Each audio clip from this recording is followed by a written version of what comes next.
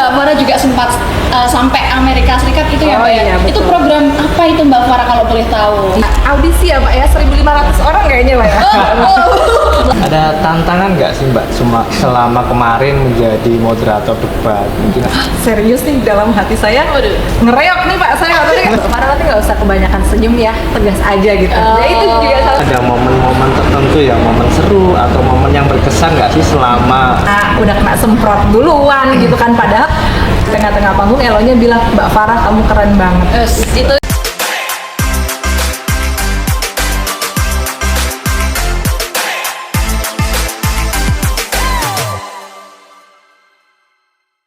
Assalamualaikum warahmatullahi wabarakatuh. Halo teman pemilih, bingung soal demokrasi? Lebih baik lihat podcast ini. podcast Suara Psikolog ya. Jadi podcast yang memberikan edukasi seputar perkembangan demokrasi di kota tercinta, Kota Batik, Kota Pekalongan. Bersama dengan duo host ya, saya Dia Kusuma dan Fajar Andi Yogananda. selama 60 menit ke depan kita akan banyak membahas mengenai apa nih Pak Fajar? Sebuah tema tentang moderator ya, sang moderator debat Pilwalkot Pekalongan. Wow, luar biasa sekali Pak Fajar ya. Dan di tengah-tengah kita sudah hadir narasumber yang juga luar biasa. Yang siapa sih yang nggak kenal dengan beliau? Ya Pak Fajar ya. Ya, tapi sebelum kita kenalan, mungkin teman pemilih bertanya nih, kok hostnya pakai baju hitam-hitam?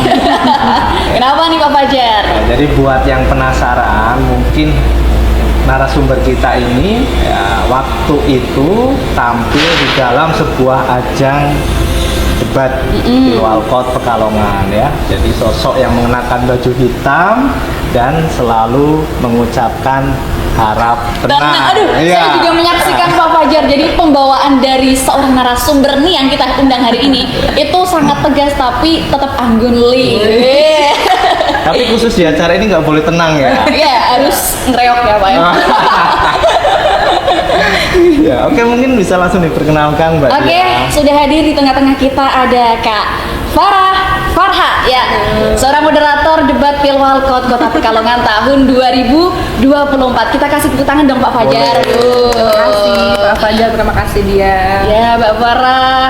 Bagaimana kabarnya Mbak Farah hari ini? Alhamdulillah baik. Alhamdulillah. Tadi dari rumah macet gak Mbak Farah ini di suasana yang masih Ramadan, puasa panas begitu ya? Lebih ke macetnya tenggorokan ya.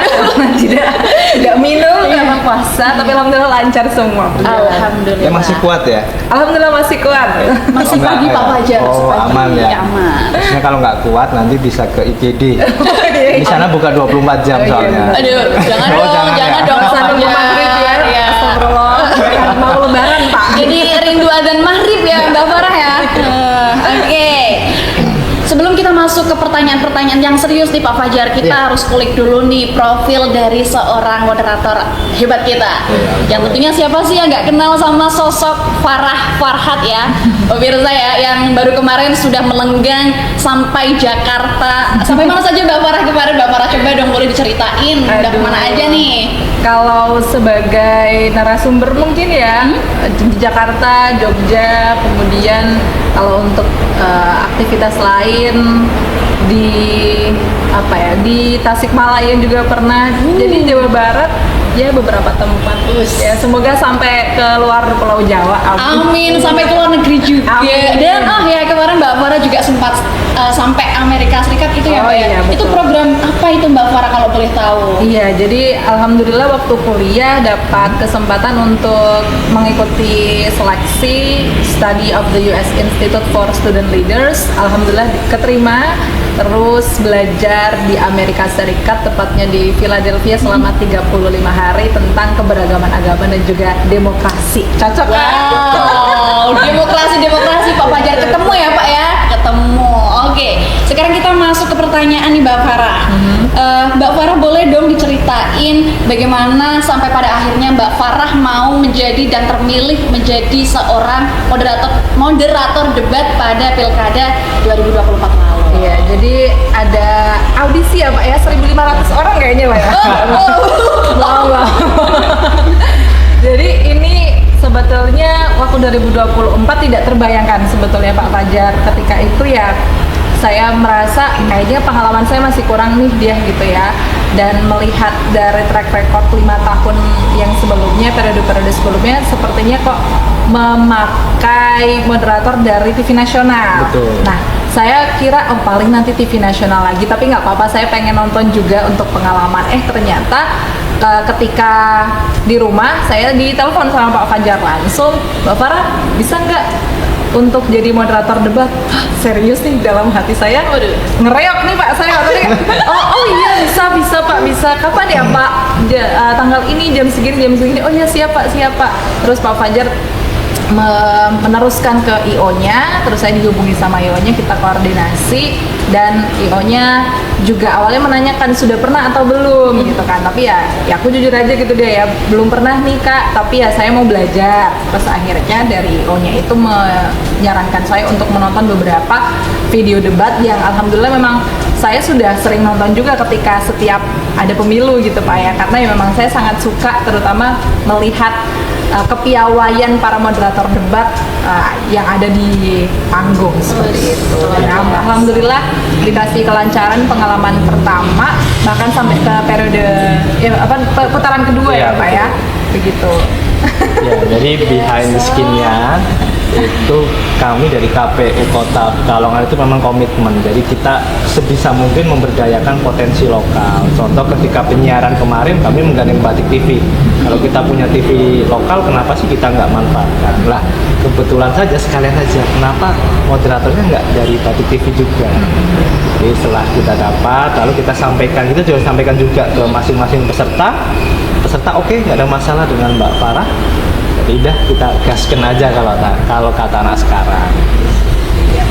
Oke, sebelum itu apakah Kak Farah ada punya sosok inspirasi ya yang dijadikan Kak Farah pada saat menjadi moderator ini? Boleh dong diceritain juga ya. Ini juga cerita yang menarik juga nih dia berkaitan dengan role model moderator begitu ya. Jadi waktu saya berarti masih SMP apa SMA? SMA kali ya, waktu 2019 ya SMA itu saya lihat Pilgub DKI Jakarta atau enggak Pilpres ya Pak ya? Pilpres. Nah itu moderatornya namanya Mbak Ira Kusno. Jadi Ira Kusno itu news anchor Kawakan. Kalau tidak salah mengawali karir dari RCTI.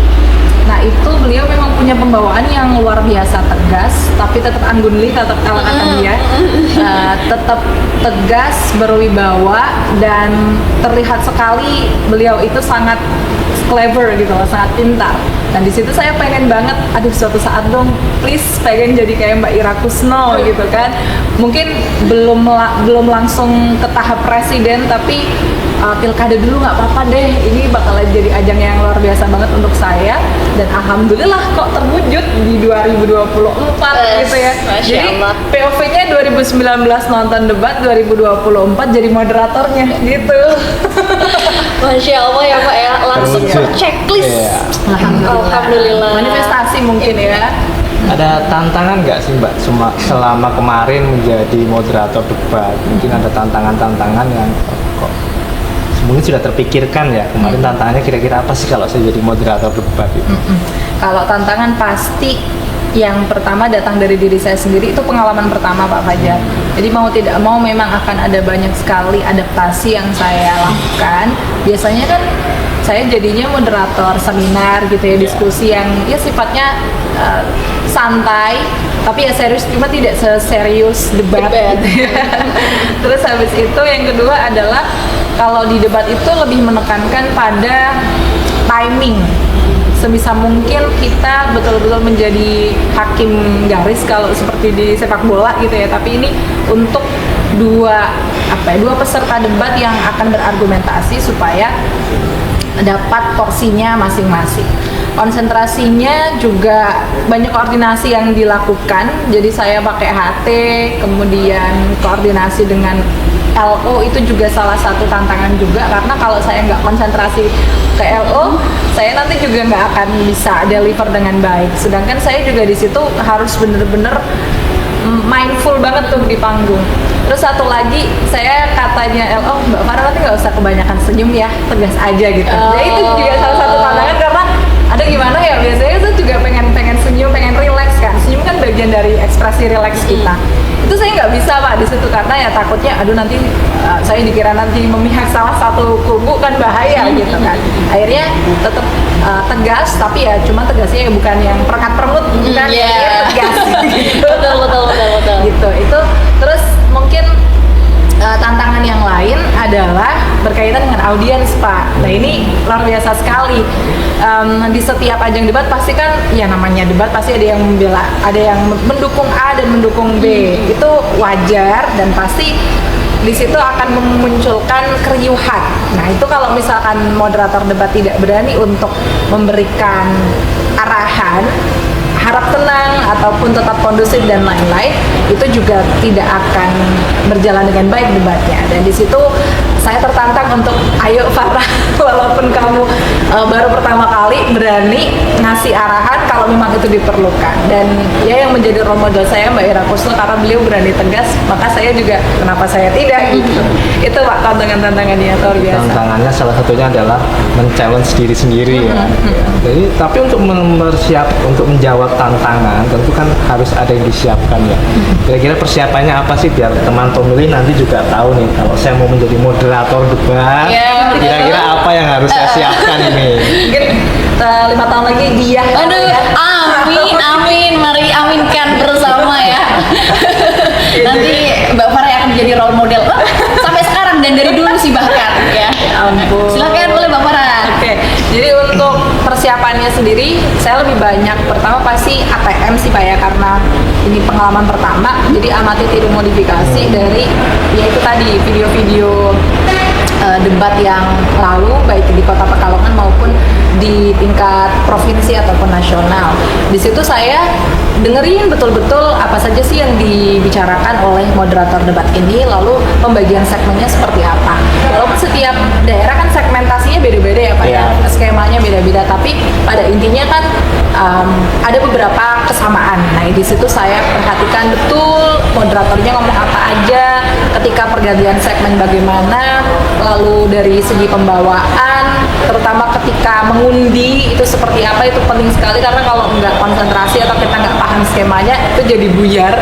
Nah itu yang saya pelajari. Setelah itu pastinya selalu mengikuti update dari KPU, ikut rapat secara langsung, ikut mengikuti perkembangan perubahan rundown sampai akhirnya final, dan pastinya harus wajib sekali gladi bersih.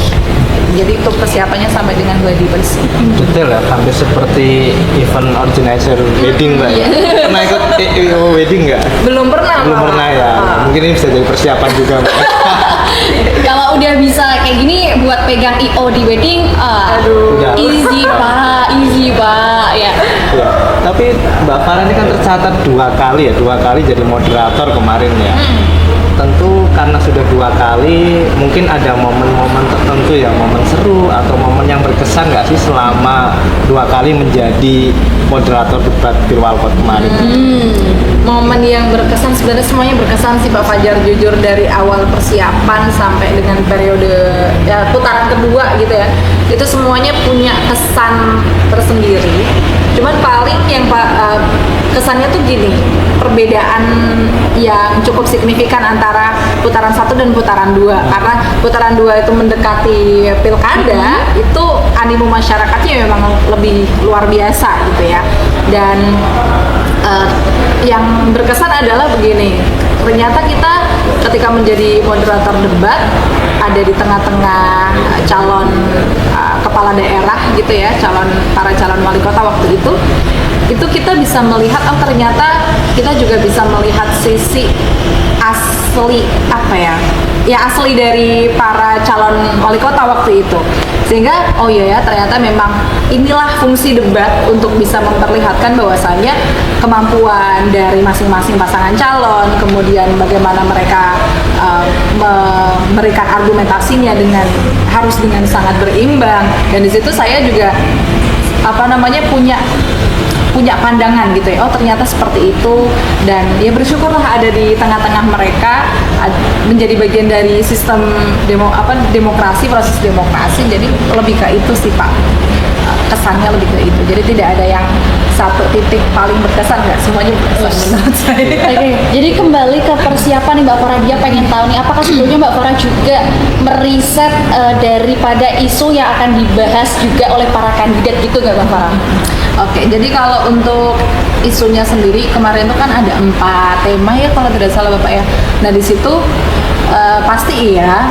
Nah, caranya ya pasti melihat perkembangan berita gitu ya, berita seperti apa, kalau demokrasi seperti apa. Tapi sebetulnya kalau misalkan moderator debat, kita tidak dituntut banyak untuk mengulik tema-temanya, karena kita itu hanya bertugas untuk mempersilahkan mereka untuk memberikan argumen tanpa kita memberikan sautan balik seperti moderator diskusi. Kalau diskusi itu setiap tema kita harus pelajari sebelumnya gitu kan. Nah di sini kita menitik beratkan pada memahami skemanya dia. Jadi memahami skemanya dari segmen 1 sampai dengan segmen 5, kalau tidak salah 5 segmen biasa ya.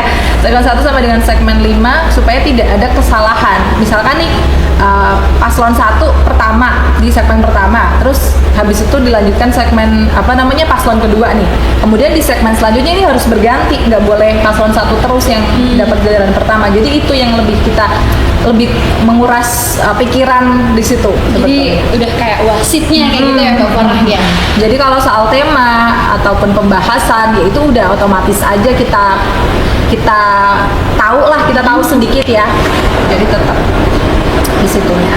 Tapi pada saat perdebatan itu terlaksana ya Mbak Farah ya, apakah ada situasi tertentu yang nggak Mbak Farah duga-duga gitu, dan apakah ada cara Mbak Farah untuk menyelesaikan situasi tersebut gitu? Aduh, sebenarnya nih ada sih, dan itu sebelum naik ke panggung. Waktu itu kan gladi bersih ya Pak ya, di putaran pertama gladi bersih. Nah itu ada sedikit miskomunikasi ya, namanya juga acara besar gitu ya. Di situ sudah menghadirkan para paslon juga, ternyata banyak sekali persiapan yang belum diselesaikan. Nah di situ akhirnya agak dikasih masukan lah sama salah satu paslon. Terus saya agak sedikit kena nih waktu itu sama IO-nya, cuman saya jelasin lah, ternyata ya memang ada miskomunikasi antara semuanya ya, bukan hanya salah satu pihak aja gitu. Jadi ya agak sedikit awalnya mau kena mental nih, aduh pertama kali udah kena semprot duluan gitu kan, padahal bukan salah aku juga intinya gitu ya, ada miskomunikasi. Terus ya udah saya jelasin, oh ternyata IO-nya paham, oh iya Mbak maaf ya gitu. Terus habis itu ketika naik ke atas panggung saya berusaha untuk melupakan, intinya fokus. Ketika di tengah-tengah panggung Elonya bilang, Mbak Farah kamu keren banget. Itu yang jadi pendorong Mbak Farah dan oke, saya harus percaya diri kembali gitu ya Mbak Farah ya. Jadi yang namanya debat itu kan panas Mbak ya. Panas betul Pak. Ini gimana sih Mbak Farah untuk bisa menghadirkan sosok Mbak Farah yang memoderatori debat dengan tetap objektif dan Netral. ya terkesannya netral. Gitu. Oke. Untuk terkesan netral, bukan terkesan lagi, memang harus netral. Harus netral. Bukan hanya ditunjukkan oleh pakaian yang tidak berwarna-warni Mbak Fajar ya, tapi dari kitanya sendiri juga seperti itu. Nah gimana caranya ya, pokoknya kita posisikan sama rata ini, kanan kiri semuanya sama, dan kita tidak, ya itu tadi ya kata Elonya juga, nanti Mbak Farah nggak usah selalu nengok kanan atau kiri, udah ke kamera aja. Kalaupun itu harus melihat ke paslon, ya itu di beberapa situasi aja. Nah itu salah satu teknik untuk terlihat, bukan terlihat lagi ya, untuk membantu kita supaya tetap netral.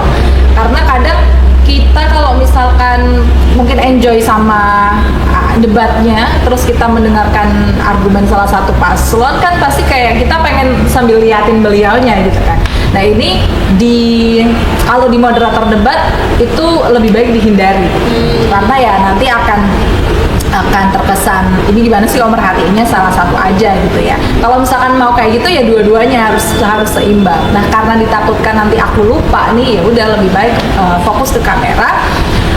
Untuk kecuali nanti kalau misalkan pas ngasih pertanyaan dari panelis, nah itu baru itu sih. Terus intinya apa ya, nggak ya gimana caranya nggak melihat muka kita, gestur kita, semuanya itu benar-benar netral banget. Mungkin terkadang kita sudah merasa seperti itu ya Mbak Farah, yang sudah berusaha untuk pokoknya saya harus netralitas kayak gitu-gitu. Tapi ada nggak sih Mbak momen yang bikin Mbak Farah, aduh kayaknya aku kurang netral nih, ada nggak Mbak pada saat itu yang Mbak Farah rasakan gitu? Alhamdulillah enggak ya, enggak, karena ya itu saya nggak ada tendensi apapun. Mungkin karena terbantu saya orang kabupaten kali ya, nggak menjadi bagian dari apa namanya pemilih kota. Jadi itu mungkin jadi salah satu kekuatan utamanya. Tapi intinya ya dari perasaannya memang harus di manage untuk tidak memihak kanan ataupun kiri gitu. Semuanya apa namanya punya peran untuk menjadi ya peserta debat, kayak kita lagi jadi juri lomba aja gitu. Intinya kayak gitu.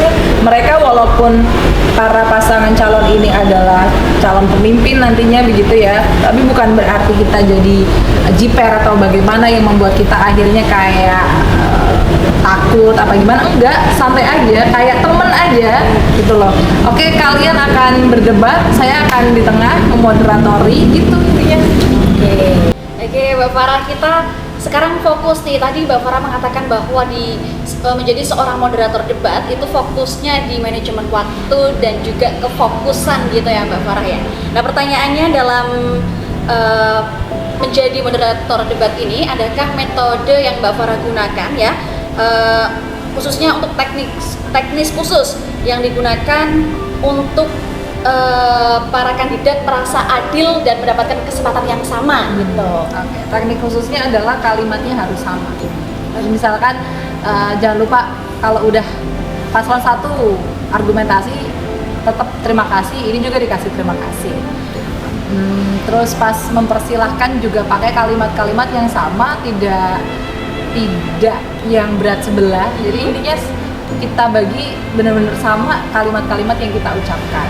Jadi itu sih salah satu teknis supaya kita memfasilitasi mereka untuk tetap merasa netral gitu ya. Seperti itu. Jadi dari kalimat dan gestur pastinya ya. Luar biasa Mbak ya. Tapi untuk pengalaman pertama, saya rasa semua hampir tentu ketika momen-momen pertama sesuatu yang kita lakukan yang tentunya berbeda itu kan kadang suka muncul ketegangan. Ini kayak pertama kali panggung, pertama kali nyanyi atau pertama kali apapun lah. Kira-kira apa sih Mbak yang bisa tips triknya ya untuk mengurai ketegangan selama menjadi moderator debat itu? Kalau tegang itu tadi betul, setiap pengalaman pertama pasti punya groginya gitu ya, punya deg-degannya. Yang saya lakukan adalah berusaha untuk menikmati, karena semakin dilawan kan kayak semakin jadi pikiran ya. Intinya ya udah, memang ini pertama kali, nggak apa-apa, deg-degan itu nggak masalah. Yang penting saya tetap fokus ke apa yang harus saya lakukan di atas panggung nantinya. Walaupun ada kendala-kendala di belakang, itu tetap harus fokus ke materinya, harus fokus nanti di atas panggung saya mau ngapain aja.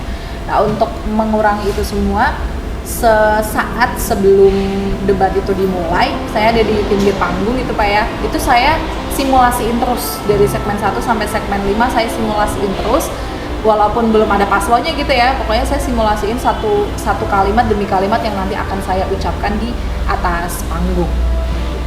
Walaupun bukan berarti kita harus hafalan gitu ya, kita tetap intinya memahami skemanya, tapi kalau kita tidak dibiasakan untuk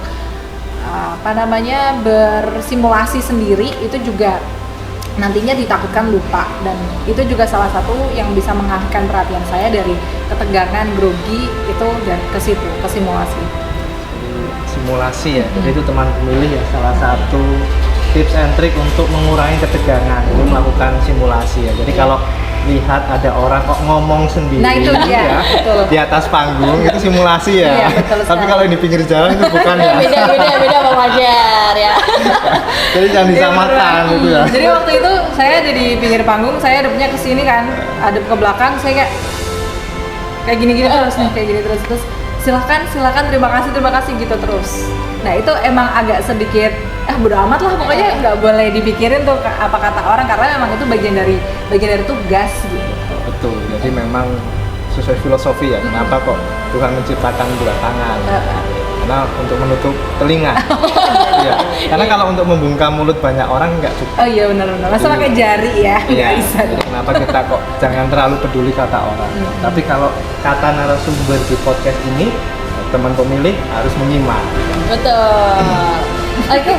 Biasanya kalau dalam situasi debat itu kan ada di mana momen panas gitu ya Mbak Farah. Ini mungkin pertanyaan yang agak lucu sih, karena ini mungkin pertanyaan perspektif dari orang awam kayak saya gitu ya.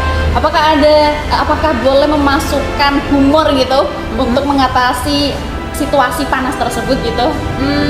Kalau di debat dalam prosesnya seperti itu belum ya. Maksudnya kalau humor kayaknya tidak cocok nih. Tapi kalau misalkan nanti ketika akhir mungkin setelah sudah selesai semua kamu mau kasih sedikit refreshment mungkin dengan pantun, yang penting netral gitu ya, untuk mencairkan suasana kembali, itu ya boleh aja. Tapi kalau dalam hal ini debat itu kayaknya memang kita harus selalu membawa ke dalam situasi yang memang serius tapi hikmat gitu. Nah itu untuk menjaga kehikmatan itu ya memang kita harus ngasih tahu dengan cara-cara yang tegas. Jadi kalau humor mungkin itu di akhir kali dia. Oh, oke. Jadi jangan misalkan ribut nih, harap tenang, ini ujian misalkan kayak gitu, nggak boleh kayak gitu. Kita ngomong harap tenang ini ujian gitu kan, salah tempat. Gitu lah itu. Oke Mbak Farah. Jadi memang nggak boleh ya memasukkan humor ke dalam situasi yang bisa kita katakan itu serius. Ya, Sebenarnya sih nggak ada aturan tertulisnya Pak ya, Iya. tapi secara etika itu kalau debat ya harus tetap serius. Oke. Oke, kita gatel ya, udah sering guyonan di Iya, atas panggung, iya. masa serius Makanya, terus sih. Tapi itu makanya. memang yang tantangannya di situ. Mbak Farah. Tapi terkadang para kandidat nih ya, terkadang dalam menyampaikan sebuah isu ataupun pendapat mereka itu kan terkadang keluar topik gitu ya Mbak Farah ya. Nah itu bagaimana cara Mbak Farah meluruskan kembali agar topiknya sesuai atau sejalan kembali gitu? Sebetulnya kalau moderator debat itu tidak ada porsi untuk kayak gitu dia. Oh. Jadi kita persilakan aja, terserah mau ngomong apa, itu yang menilai masyarakat. Oh, gitu. Nah itu dia uniknya di situ ya. Tapi kalau moderator diskusi baru gitu kan, kita bertanya terus ada tema yang mungkin melenceng kita lurusin. Nah kalau moderator debat ini mungkin bisa jadi enaknya moderator debat, kita tidak usah memikirkan apa yang mereka ucapkan, fokus aja ke waktunya. Adapun itu kamu punya pendapat sendiri, ya udah itu di dalam hati aja, nggak usah diucapkan. Nah itu dia menariknya, karena kan udah ada panelis ya Pak ya. Betul. Udah ada panelis, sudah ada masyarakat yang menilai. Kita nggak boleh ngasih satu patah dua patah kata pun, misalkan selain kata terima kasih luar biasa, itu aja kurang etis gitu. Jadi prinsipnya hanya memandu saja. Iya, Mbak. betul sekali. Yang penting kalau waktunya 2 menit ya 2 menit. Iya. Saja. Isinya mau 2 menit, mau 1 menit itu dikembalikan lagi ke paslon dan teman pemilih yang menyaksikan debat itu. Aduh, dia jadi kepo nih Pak Fajar. Berarti yang dia lihat Mbak Farah kan juga sering ya jadi moderator di event-event yang enggak terlalu formal, yang di seminar-seminar kayak gitu sih. Dalam artian untuk menjadi moderator debat dan moderator seminar kayak gitu-gitu, menurut Mbak Farah tuh lebih susah yang mana? Aduh, susah debat sih. Susah debat. Karena ya itu tadi ada pastinya ketegangan gitu ya, lihat audiensnya dukung satu dukung sini, terus lebih fokus ke gimana caranya harus adil. Nah kalau untuk diskusi kan memang kita santai dan kita bisa bisa mengarahkan sesuai sama apa yang kita ketahui berdasar kantor gitu ya. Jadi kita lebih santai di situ, karena kalau diskusi kan kita juga posisinya kita belajar dari narasumber, belajar dari audiens. Nah itu santainya di situ. Tapi ya namanya juga debat momen 5 tahun sekali gitu Pak ya, dinikmati banget lah, dan malah mungkin saya tetap menunggu kesempatan selanjutnya sih.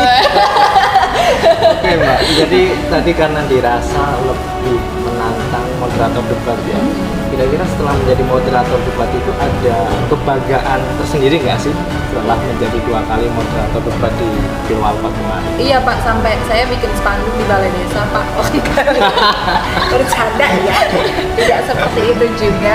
Tapi ya bangga sekali, saya masukin CV pastinya ya, menjadi salah satu daftar pengalaman yang tak terlupakan.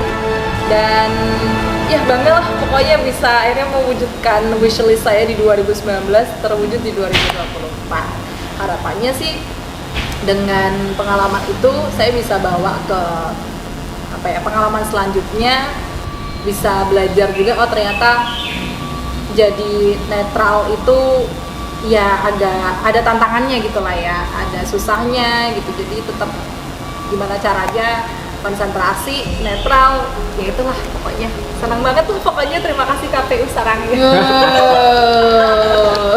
Ya, jadi memang perbedaannya cukup besar Mbak Farah ya, termasuk juga mungkin kalau audiens yang di seminar mungkin seperti ini, tapi audiens di debat ya, karena mereka kan juga bawa euforia. Kira-kira ketika melihat audiens di debat, lalu juga di kanan kiri ada peserta ya, itu ada tantangan tersendiri nggak sih supaya bisa memposisikan saya itu pas, baik untuk peserta maupun untuk audiens yang ada di dalam gedung debat itu? Iya, kalau untuk audiens debat karena saya takut terdistrak dengan mungkin kegiatan-kegiatan mereka, cara-cara mendukung gitu ya, euforia mereka maksudnya, itu saya lebih ke general aja Pak cara pandangnya. Kalau misalkan di public speaking gitu ya jadi itu toh ya nggak apa-apa dong. Kalau di public speaking kan kita membagi ke dalam ininya rata, ada 3 titik gitu ya, dan biasanya di setiap titiknya itu kita ambil 1-2 orang untuk kita ajak e-contact. Tapi kalau saya ketika menjadi moderator debat, saya pakainya yang general aja melihatnya. Kalau ketika saya melihat ke kanan, yaitu secara general saya melihat semuanya, dan begitu juga ke kiri saya lihat semuanya, sehingga tidak ada yang mendistrak saya dengan keriuhan mereka gitu ya. Mungkin masalah lagi ada bawa pamflet terus saya tiba-tiba salah fokus ke situ gitu kan, jadinya itu semua tidak terjadi karena saya melihatnya secara general. Lalu kembali lagi ke kamera sebetulnya, karena kan debat kan juga disiarkan secara langsung, jadi saya juga fokus ke kamera gitu Pak. Oke, terima kasih Mbak. Jadi untuk teman pemilih juga sebagai informasi ya, kalau debat ini sudah diatur dalam regulasi. Jadi kok kenapa formatnya seperti ini? Ya, karena sudah diatur dan harapannya sama, karena kita pilkada serentak se-Indonesia Raya, mekanismenya juga sama. Barangkali ini dari Mbak Farah mungkin ada masukan ya supaya ke depan debat itu lebih menarik. Barangkali nanti masukan Mbak Farah didengar oleh pimpinan kami di pusat sana di KPU RI untuk dijadikan ya semacam masukan supaya nanti debat lebih menarik. Gimana Mbak? Oke. Mungkin supaya lebih menarik, mungkin ini kali ya, ketika nanti pertanyaan dari panelis, gini aja kali, mungkin bisa ditambahin pertanyaan langsung dari masyarakat sepertinya ya, tapi di situ juga harus diatur supaya yang bertanya itu sesuai, jadi tidak yang punya tendensi ke sini terus tanyanya juga ke sini gitu. Jadi diatur juga sedemikian rupa, dipilih masyarakatnya untuk bisa memberikan pertanyaan yang objektif terhadap para pasangan calon, sehingga tidak hanya dari panelis aja tapi juga pertanyaannya itu datang langsung dari masyarakat. Itu sih kalau pikiran saya, tapi itu nanti kan juga ada prosesnya gitu Pak ya. Jadi intinya yang ditanyakan itu supaya tidak mensana corporo sano ya. Gimana tuh maksudnya? Jadi temanya ke sana, oh iya ke sono iya. gitu ya. benar. Jadi ini dia juga pengen tahu sih POV dari Mbak Farah ya dalam peran moderator terhadap dampak positif demokrasi ini Mbak Farah. POV dari Mbak Farah itu gimana? POV-nya mungkin jadi salah satu cerminan ya. Moderator itu bisa jadi salah satu cermin untuk oh ternyata ini loh maksudnya kita tuh harus seadil itu, nggak boleh barat sebelah, dan kita tetap ngasih kesempatan yang sama setiap pihak untuk bersuara, menyuarakan pendapatnya. Jadi itu bisa menjadi cermin berdemokrasi secara masyarakat itu kayak gitu, dan itu ternyata bisa diterapkan di kehidupan kita sehari-hari gitu kan. Ketika mungkin di rumah ataupun di tempat kerja itu kita tetap harus being netral dan memberikan porsi yang sama kepada teman-teman kita atau lingkungan kita yang punya pendapatnya masing-masing. Dan satu lagi jadi moderator itu kan kita menampung semua informasi gitu kan. Kita bisa menyaringnya mana yang mau kita pilih, mana yang mungkin menurut kita perlu diimprove lagi. Dan satu lagi mungkin belajar bahwasannya dalam demokrasi, dalam satu diskusi itu ada juga loh saatnya untuk sepakat, untuk tidak sepakat gitu ya. Nah itu yang bisa menjadi beberapa hal yang kita bisa terapkan di dalam kehidupan kita sehari-hari dari value seorang moderator debat.